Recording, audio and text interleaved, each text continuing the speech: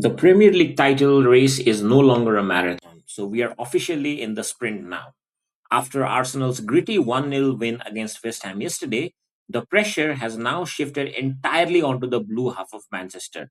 Arsenal are 5 points clear at the top, and while Manchester City still have a game in their hand, the margin for error has officially vanished. But standing in their way this Wednesday is a team that has become a persistent thorn in their side, which is Crystal Palace.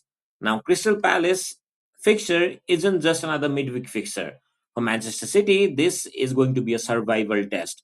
So for Palace, it's also a chance to play the role of ultimate spoiler while riding the high of their European success. Now, in this video, we are going to look past these headlines. So we are going to analyze the structural weakness in City side, the fatigue levels of a history-making Palace squad, and the tactical tilt that will decide if this title race stays alive or effectively ends at Etihad. So welcome to Tactical Tilt. Let's get into the mechanics. So, first of all, let's look at the numbers. On paper, Manchester City are overwhelming favorites with an 80.8% winning probability in this game. They've turned the Etihad into a fortress lately, winning 5 of their last 6 at home. But the momentum is complicated here because City are coming off a 3-0 win against Brentford, which was a necessary response to a chaotic 3-3 draw with Everton. They're scoring goals, but they are not looking as untouchable as they did in the previous years. And then on the other side, you have Crystal Palace. So they sit 14th in the table, but their season has been anything but ordinary. Under Oliver Glasner, they have already lifted the FA Cup and have just punched their ticket to a European final. Historically, they are one of the few teams that doesn't blink when they visit the stadium. So earlier this season, Palace nearly pulled off the impossible, leading City 3-1 before settling for a 3-3 draw. They know they can score against this defense.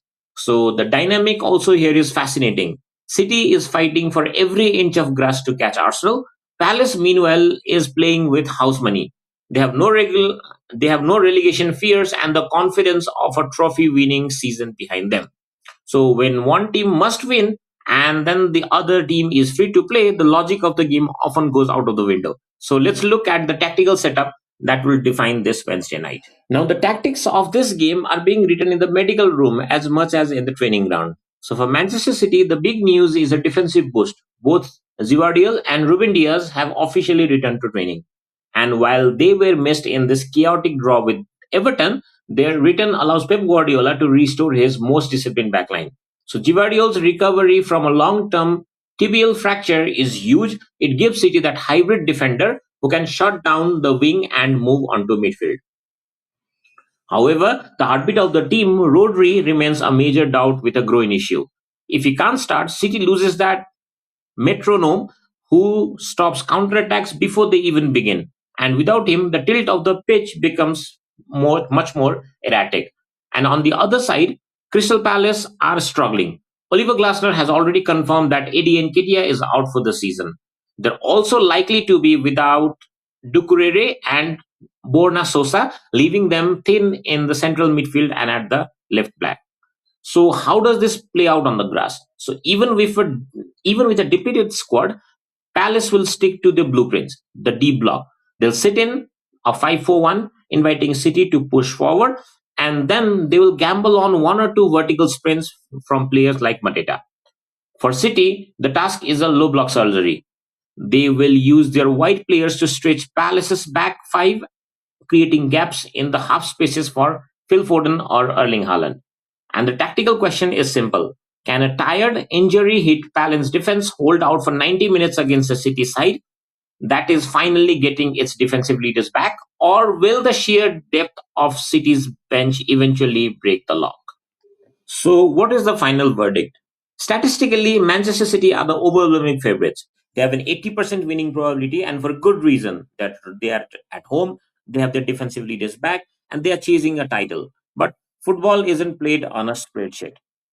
Crystal Palace are arriving at the Etihad as a team with nothing to lose and everything to celebrate.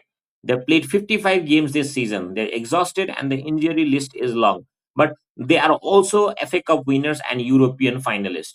They know how to survive deep pressure. However, I think the tilt of this game eventually leans too heavily towards City. Palace's lack of depth, especially without Nketiah and Doucouré, means their energy levels will likely drop after the 60-minute mark. And my prediction, a 2-0 win for Manchester City.